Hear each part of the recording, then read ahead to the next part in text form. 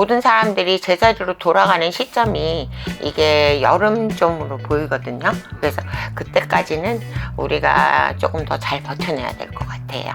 아무리 뭐 정치인이 바뀌고 뭐 나라가 안정되고 하더라도 이런 게 다 경제가 되려면 이게 시간이 필요한 것처럼 이 점사로 느껴지는 이 기운 자체에서도 내년 여름이 돼야 사람들이 그래도 다시 웃으며 좀 여유로운 마음이 생기는 걸로 보여지거든요. 안녕하세요, 세라보살입니다. 네, 이번 시간 주제는요 2025년 일사년 대한민국 국운 한번 봐볼 거예요. 예언 전문가시잖아요, 선생님이. 이제 인물도 그렇고 이제 나라점도 잘 맞춰주시는데 우리나라의 운명은 좀 어떻게 흘러갈지 알아보는 시간 갖도록 하겠습니다.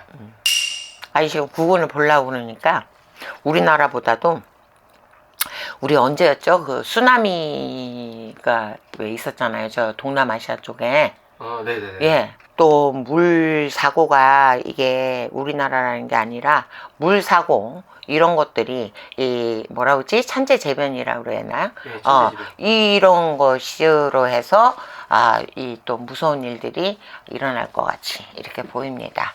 어쨌든 그 국운, 우리나라 국운을 보려고 하는데 일단은 그 모르겠어요. 이게 세계점이라고 해야 되나?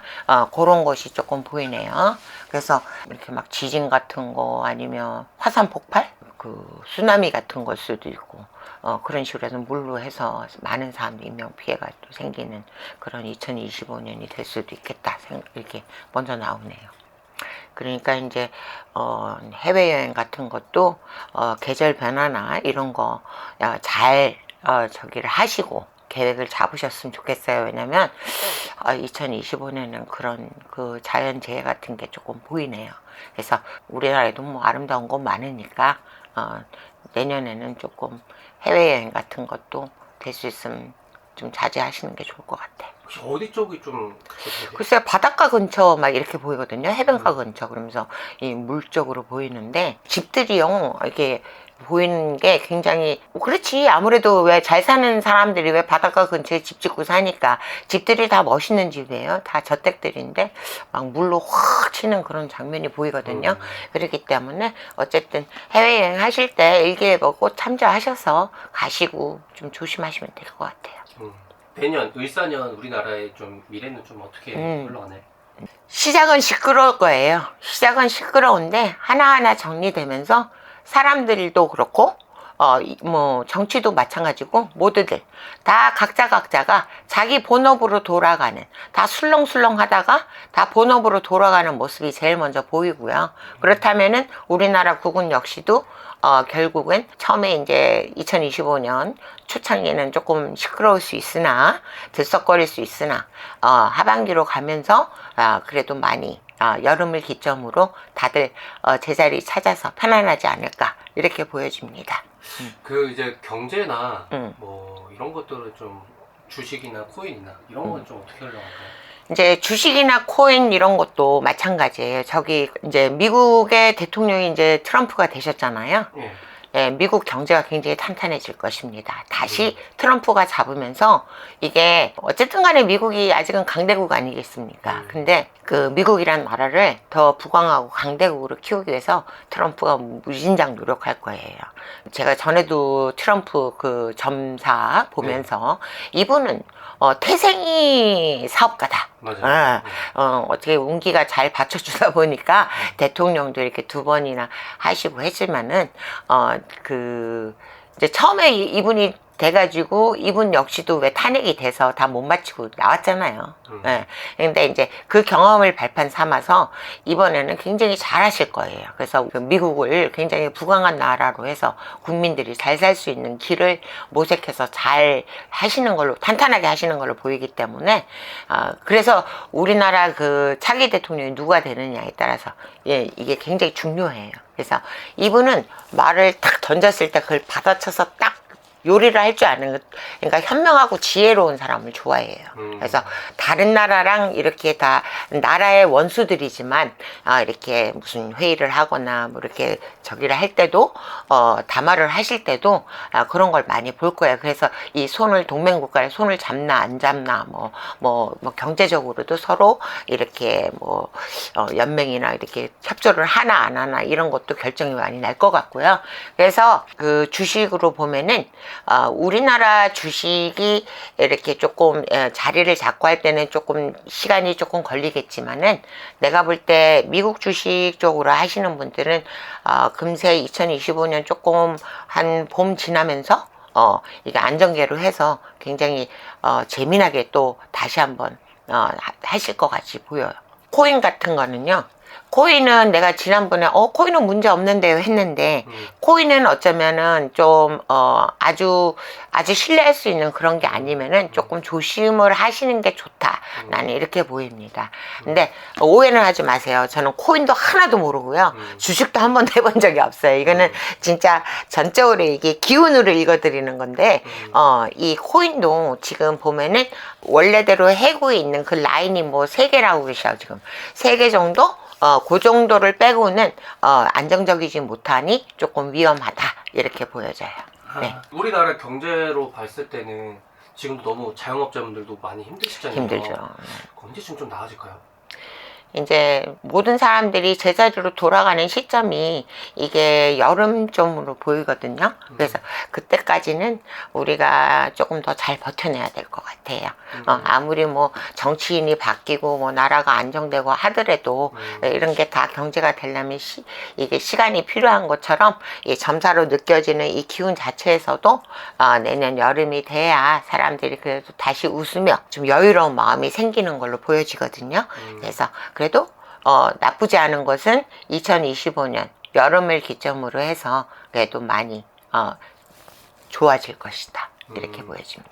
근데 확실히 갑자기 팍 좋아지진 않겠지만 그래도 선생님께서 말씀하신 대로 이제 좀 웃을 일이 좀 있으실 거다 네. 라고 해주시니까 네. 사실 저도 마음이 좀 많이 편한데요. 네. 구군하면 네. 좀 북한과의 관계에 대해서 좀 말씀을 안 드릴 수는 없는데요. 좀 북한과의 관계는 좀 어떨까요? 북한과의 관계는요, 여러분들이 뭐 초창기에 올해 2024년 초창기에는 뭐를 쐈네 어쩌네 또 인특님이 또 어떻게 전쟁을 이렇게 또 운운하시고 막 그래갖고 사람들이 많이 불안해했잖아요. 근데 내가 그랬잖아, 이 전쟁이 나더라도 이 경제적인 전쟁 그런 전쟁이지 세계 3차 대전 이런 식으로 몸으로 부딪히고 군대가 침입하고 막 그런 전쟁은 없다라고 하세요. 없다라고 하시기 때문에 또 북한과도 마찬가지예요. 내일 당장 남북 통일이 된다 이렇게는 안 보이지만요, 나중에는 우리나라가 만약에 남북 통일이 된다 그러면 이게 무슨 어떤 전쟁을 통해서 하는 것이 아니라 어떤 의견과 어떤 이렇게 사업적인 거, 경제적인 거 이런 것을 의논하다가 이게 이렇게 타협이 잘 되고 협상이 잘 돼서 자연스럽게 이루어지는 요런 남북 통일이 되지, 전쟁을 통하고 또 서로가 다치고 아프고 한 후에 승자가 이렇게 되는 걸로 보여지진 않아요. 제가 듣기로는 이제 김정은 위원장이 건강이 많이 안 좋다. 안 좋아요. 수명이 많이 얼마 안 남았다 이런 얘기가 되게 많은데 선생님께서 보시기엔 좀 어때요?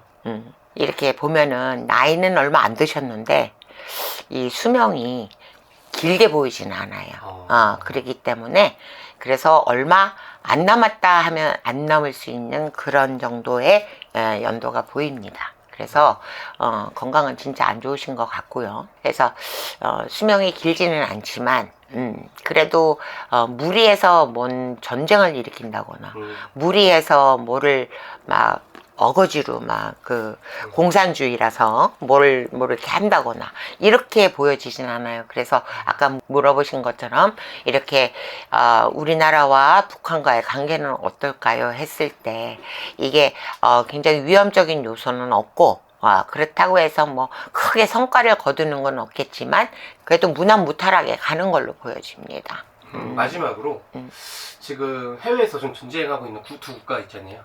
우크라이나, 러시아. 전쟁은 좀 언제 끝날지 좀 궁금합니다. 그거는 이제 거의 이제 이 잔해가 보이는 거 보니까 서로 언제가 끝난다고 시기점이 이렇게 보여지진 않지만 그래도 이제 막바지에 달하지 않았을까 이렇게 보여집니다.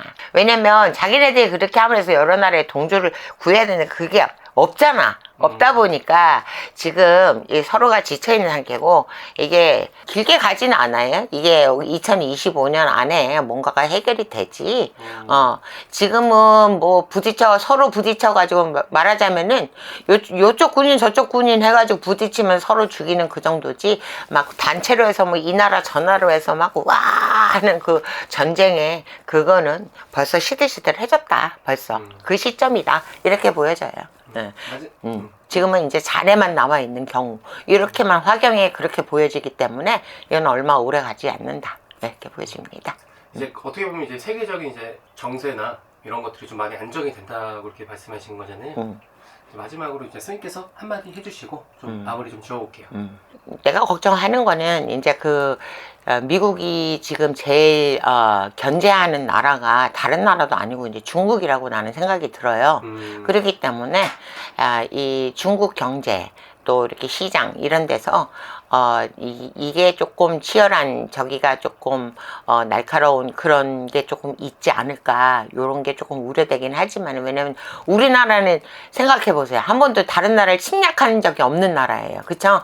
다른 나라가 침략하면 그거 버텨내다가 이렇게 진짜 이렇게 탄탄한 우리 대한민국이 됐는데 내년 구군에 관해서 정치적으로도 많이 안정이 될 것이고요. 내가 볼 때는 뭐 경제적으로도 그렇고 모든 것이 자리 잡고 하는 데는 이렇게 여름 지나면서 우리들이 그래도 마음 안에 다 미소 머금고 이렇게 웃으며 살 수 있는 그런 시간이 돌아오지 않을까 봅니다. 그래서 어쨌든 이게 구군 보면서 또 다음에 또 기회 있으면 더 자세하게 또 2024년 구군 본 것처럼 어디에 화재가 발생하는지 어떤 인명피해가 나는지 다시 한번 또 영상 찍을 건데요.